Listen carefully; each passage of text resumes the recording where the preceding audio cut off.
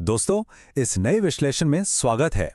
आज हम एक ऐसी कहानी पर बात करने वाले हैं जो सच में किसी जादू से कम नहीं है। सोचिए, एक छोटा सा सेटलमेंट दुनिया का सबसे मशहूर स्काईलाइन कैसे बन गया। ये कहानी सिर्फ ईंट और पत्थर की नहीं है, बल्कि कल्चर और प्रोग्रेस का एक बेहतरीन सफर है। तो चलिए, बिना देरी किए शुरू करते हैं और समझते हैं कि आसमान छूती इमारतों का ये शहर आखिर खड़ा कैसे हुआ। आगे बढ़ने से पहले एक नज़र आज के इस रोड मैप पर डाल लेते हैं। हम इस पूरे सफ़र को 6 हिस्सों में बांटेंगे। लकड़ी से बनी शुरुआत, ईंट और ब्रिटिश दौर, विकास और 1835 की आग, स्काई स्क्रीपर इरा का ज़माना, मॉडर्न आर्किटेक्चर और ग्लास, और आखिर में आज का आइकॉनिक न्यूयॉर्क। अगर ध्यान दिया जाए तो 1600 के लकड़ी के दौर से लेकर आज के मॉडर्न सिंथेसिस तक ये सफ़र पूरी तरह से मटेरियल एवोल्यूशन की कहानी है। वक्त के साथ नए मटेरियल्स और आविष्कारों ने इस शहर को पूरी तरह बदल कर रख दिया। ये बस वक्त का गुजरना नहीं था, बल्कि शहर का खुद को नए रूप में ढालना था। तो शुरू करते हैं हमारे पहले पड़ाव से, लकड़ी से बनी शुरुआत। एक बहुत ही दिलचस्प बात है, शुरुआत में जिसे आज न्यूयॉर्क कहा जाता है, उसका नाम न्यू एम्स्टरडैम हुआ करता था।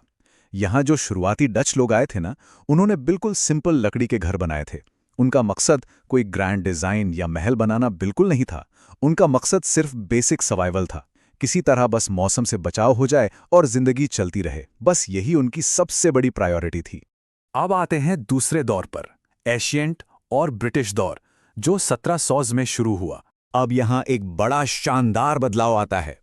जब ब्रिटिश यहाँ आए और उन्होंने शहर का नाम बदलकर न्यूयॉर्क रखा, तब उन सिंपल लकड़ी के घरों की जगह सुंदर और मजबूत ईंटों ने, यानी ब्रिक्स ने ले ली।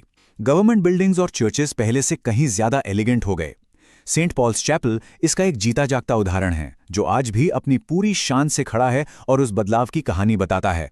तीसरा हिस्सा काफी उथल पुथल वाला रहा, विकास और 1835 की भयानक आग। 1800 के आते आते नए सपने लेकर आने वाले लोगों की भीड़ तेजी से बढ़ने लगी। इमिग्रेशन अपने पीक पर था और इसी दौर में एक नया बेहद मजबूत मटेरियल मशहूर हुआ, जिसे ब्राउन स्टोन कहते हैं। आज भी अगर ब्रुकलिन या मैनहट्टन की सड़कों से गुजरा जाए तो ये हिस्टोरिक ब्राउन स्टोन घर हर जगह दिख जाएंगे।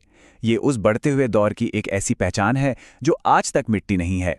इस 1800 के उतार चढ़ाव को इन 3 स्टेप्स में समझना सबसे आसान है।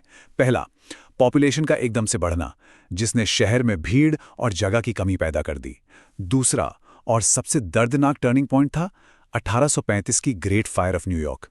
इस आग ने शहर के एक बहुत बड़े हिस्से को जलाकर बिल्कुल राख कर दिया। इंफ्रास्ट्रक्चर बुरी तरह तबाह हो गया था, लेकिन तीसरा स्टेप बहुत जरूरी था, इस तबाही से सीख लेना। शहर को दोबारा नए और फायर रेजिस्टेंट मटेरियल्स के साथ बनाया गया ताकि ऐसी ट्रेजेडी फिर कभी न दोहराई जाए। लेकिन जैसा कि हमने देखा, आबादी रुकने का नाम नहीं ले रही थी। सदी के अंत तक आते आते जमीन ही कम पड़ने लगी। अब फैलने के लिए आसपास जगह नहीं बची थी। तो ऐसे में एक बड़ा दिलचस्प सवाल उठता है, जब जमीन खत्म हो गई तो शहर आखिर गया कहां? इस सवाल का जवाब हमारे चौथे पड़ाव में मिलता है, स्काई स्क्रेपर एरा का जमाना। और इसका जवाब था ऊपर की तरफ बढ़ना। जी हां, स्टील फ्रेम टेक्नोलॉजी की खोज एक सच्चा गेम चेंजर थी। अब इमारतों को सिर्फ ईंट और पत्थर के भरोसे नहीं रहना था, उन्हें आसमान तक ऊंचा बनाया जा सकता था। इसी टेक्नोलॉजी ने एम्पायर स्टेट बिल्डिंग और क्राइसलर बिल्डिंग जैसे आइकॉनिक मॉन्यूमेंट्स को जन्म दिया। आर्किटेक्चर अब सिर्फ एक जरूरत नहीं रह गया था, ये ताकत, प्रोग्रेस और इंसान की क्षमता का सबसे बड़ा प्रतीक बन चुका था। अब आते हैं 5वें हिस्से पर, मॉडर्न आर्किटेक्चर और ग्लास का दौर। 1950 के बाद एक नया मॉडर्न स्टाइल ट्रेंड में आया। भारी भरकम ईंटों से ध्यान हटाकर क्लीन लाइंस और मिनिमल लुक्स पर आ गया। सिंपल शीशे और स्टील के डिजाइन्स ने जगह ले ली, जिसका सबसे बेहतरीन उदाहरण सीग्रम बिल्डिंग है। इस दौर ने शहर को एक बहुत ही स्लीक और फ्यूचरिस्टिक लुक दिया, जहां साफ सुथरा और सिंपल डिजाइन ही नया स्टैंडर्ड बन गया था। और अब हमारा आखिरी पड़ाव, आज का आइकॉनिक न्यूयॉर्क। आज के स्काईलाइन को देखना अपने आप में एक अद्भुत अनुभव है। ये एक बेहद खूबसूरत मिश्रण है, जहां सदियों पुरानी हिस्टोरिक बिल्डिंग्स पूरी शान से खड़ी हैं और ठीक उनके बगल में फ्यूचरिस्टिक ग्लास और स्टील के स्काईस्क्रेपर्स हैं। ये दोनों एक साथ मिलकर एक नई कहानी बुनते हैं। और इन सब के बीच मजबूती से खड़ा है वन वर्ल्ड ट्रेड सेंटर। यह सिर्फ एक इमारत नहीं है, ये किसी भी तबाही के बाद फिर से उठ खड़े होने की ताकत और नए आगाज का सबसे बड़ा प्रतीक है। तो इस विश्लेषण को खत्म करते हुए एक बहुत ही गहरा सवाल जरूर उठता है, किसी भी शहर का स्काईलाइन असल में क्या दर्शाता है? असल में आर्किटेक्चर कभी भी सिर्फ ईंट, पत्थर या शीशे का ढेर नहीं होता। एक शहर का बनना, तबाह होना और फिर से ऊंचाइयों को छूना, ये वहां के लोगों की ताकत, उनके कल्चर और ना रुकने वाली प्रोग्रेस का सबसे बड़ा सबूत है। उम्मीद है कि ये विश्लेषण काफी रोचक रहा होगा और अगली बार जब भी किसी ऊंची इमारत को देखा जाएगा तो उसके पीछे का लंबा इतिहास और लोगों की मेहनत जरूर याद आएगी। इस विश्लेषण से जुड़ने के लिए बहुत बहुत धन्यवाद।